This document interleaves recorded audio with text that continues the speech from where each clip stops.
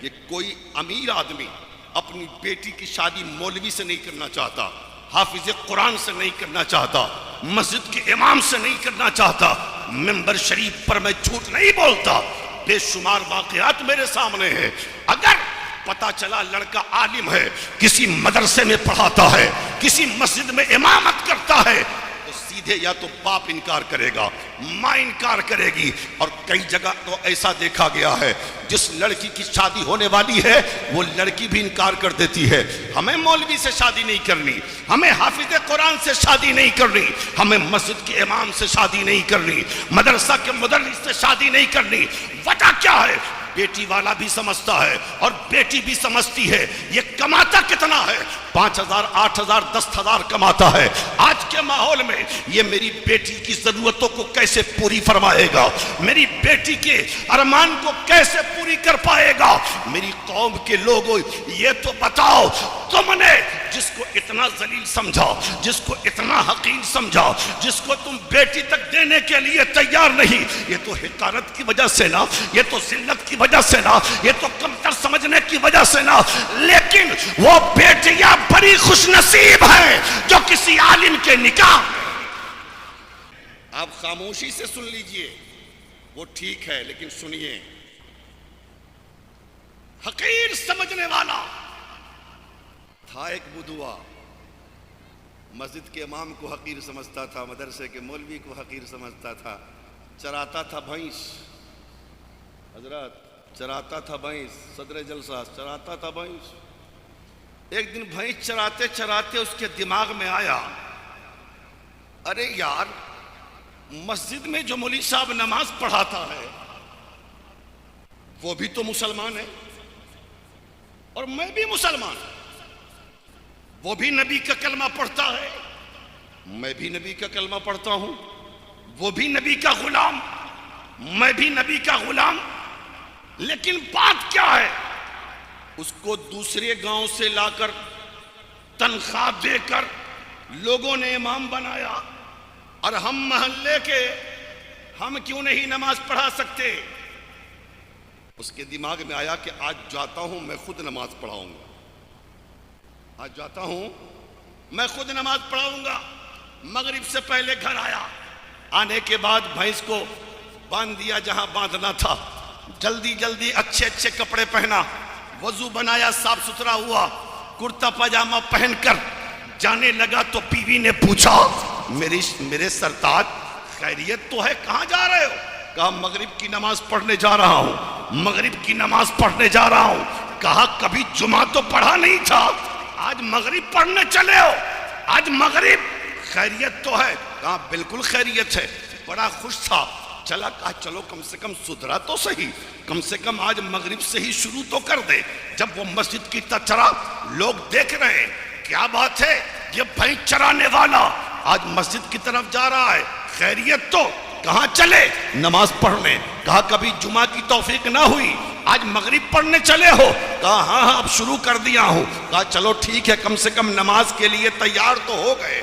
اب وہ مدرسہ مسجد پہنچا، نماز کے اذان کے وقت کا انتظار کرنے لگا۔ اذان جو ہی ہوئی اور مؤذن نے جو ہی تکبیر کہنا شروع کیا، اب امام آگے بڑھنے والا ہے، امام کو روک دیا، امام صاحب رکیے۔ اب یہ بھینس چرانے والا مصلی امامت پہ چڑھ گیا، جو ہی چڑھا نمازی پریشان ہو گئے، اس لیے کہ اسی بستی کا تھا مونا، وہ جانتے تھے کہ یہ تو بھینس چراتا ہے، یہ جاہل ہے، یہ مقتدی کیسے بنے گا، یہ امام کیسے بنے گا، یہ پیشوا کیسے بنے گا، یہ کیسے نماز پڑھانے کے لیے تیار ہو گیا۔ لوگوں نے کہا نکل باہر، مسجد سے باہر نکل، مصلی چھوڑ۔ کہا کیوں؟ ہم نماز پڑھائیں گے۔ کہا تیرے پیچھے کون نماز پڑھے گا؟ جب وہ نکلنے کو تیار نہ ہوا، لوگوں نے اس کا دامن پکڑا، اس کا گریبان پکڑا، اس کا کالر پکڑا، اور پکڑنے کے بعد اسے مصلی سے باہر گھسیٹ دیا، اور گھسیٹنے کے بعد نماز مکمل ہوئی۔ مکمل ہونے کے بعد اس بھائی چرانے والے نے کہا کیوں مجھے مصلی امامت سے تم لوگوں نے ہٹایا؟ میں کیوں نہیں امام بن سکتا؟ تو لوگوں نے کہا تجھے پتا ہے امام بننے کے لیے کن چیزوں کی ضرورت پڑتی ہے، امام بننے کے لیے کیا چاہیے؟ کہا نہیں پتا ہے، بتا دو۔ لوگوں نے کہا سن، جب ایک شخص ماں کی محبت محبت کو چھوڑتا ہے، باپ کی شفقت کو چھوڑتا ہے، بھائی کا پیار چھوڑتا ہے، بہن کی محبت چھوڑتا ہے، اپنا وطن چھوڑتا، اپنا گھر چھوڑتا اور سفر کر کے مدرسہ جاتا ہے، مدرسے میں داخلہ لیتا ہے، داخلہ لینے کے بعد مدرسے کی ٹوٹی چٹائی پر بیٹھ کر رب کا قرآن پڑھتا ہے اور مصطفیٰ کی حدیث پڑھتا ہے، اور نیابت رسالت کا تاج جب اس کے سر پہ باندھ دیا جاتا ہے تو وہ قوم کا مقتدا بنتا ہے، وہ قوم کا رہبر بنتا ہے، وہ ہمارا پیشوا اور امام بنتا ہے، وہ ہمارا پیشوا بنے گا، وہ ہمارا رہبر بنے گا۔ تیری اوقات نہیں ہے، تیری حقیقت نہیں، تیرے پیچھے امام نہیں بنیں گے۔ ذرا پوچھ اس امام سے، مدرسے کی جلی روٹی اور سڑی دال کھا کے، مدرسے کی ٹوٹی چٹائی پر بیٹھ کر، قوم کے تانے سن کر عالم دین بنا ہے، حافظ قرآن بنا ہے، تو نکل۔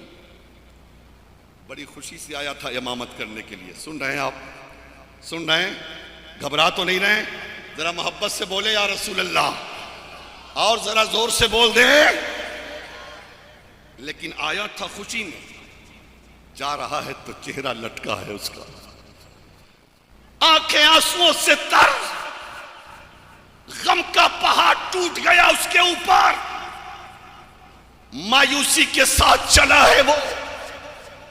گھر پہنچا، چہرہ لٹکا ہوا، بی بی دوڑ کے آئی، میرے سرتاج بات کیا ہے؟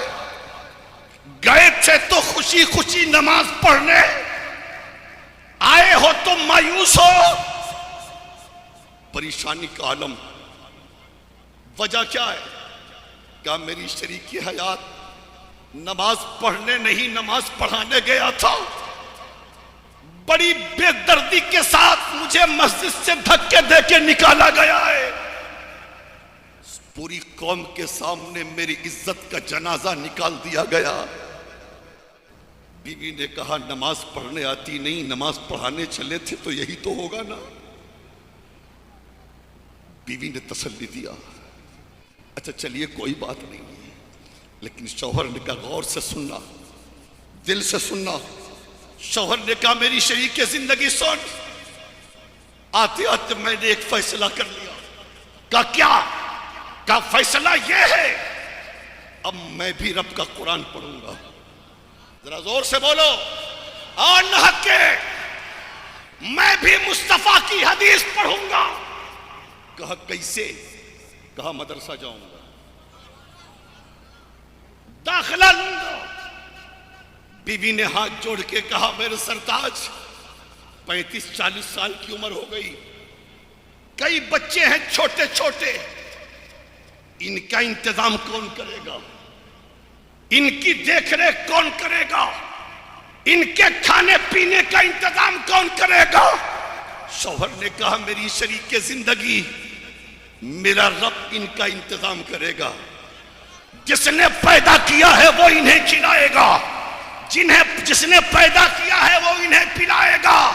میری بیوی صبر کر، جس رب نے ہاجرہ کو چٹیل میدان میں کھانا دیا وہی رب میرے بچے کو بھی کھانا کھلائے گا۔